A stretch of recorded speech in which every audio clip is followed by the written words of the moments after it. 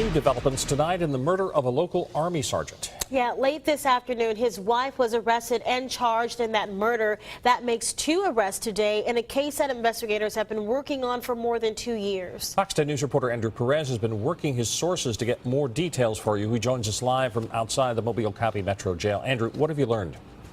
Yeah, well, Bob, Lenise, so far I found out that the victim's wife in this case and the defendant, they actually knew each other pretty well. In fact, officials tell me that they lived together for quite some time after this 2011 murder. What that means exactly is still a little bit unclear tonight, but the victim's family says they still consider this closure long overdue.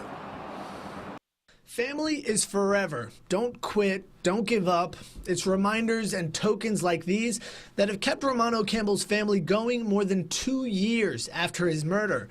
A persistence that paid off today with 2 arrests made in the case. One of them, Romano's own wife. It was his high school sweetheart, too. He took to the prom.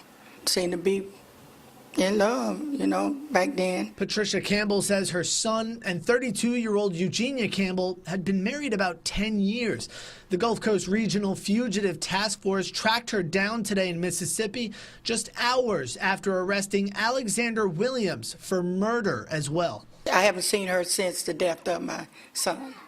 And during the planning of his funeral, Eugenia didn't shed a tear.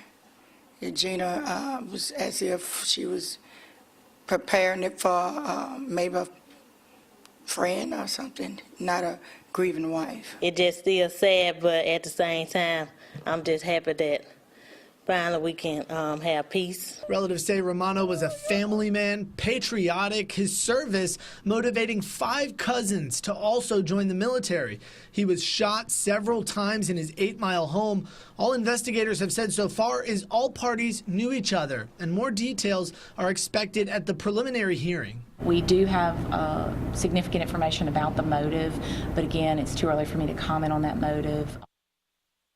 Yeah, we're still expecting to learn more. Williams, he remains in Mobile Metro Jail here behind me tonight. He's got a bond hearing tomorrow morning, and Campbell still has to be extradited from a jail in Mississippi. What we've learned so far about Romano is he's a very family-oriented man, served 3 tours overseas. He's survived by his 4 children. We're going to continue to follow this case for you right through to the end. For now, reporting live outside Mobile Metro Jail, I'm Andrew Perez, Fox 10 News.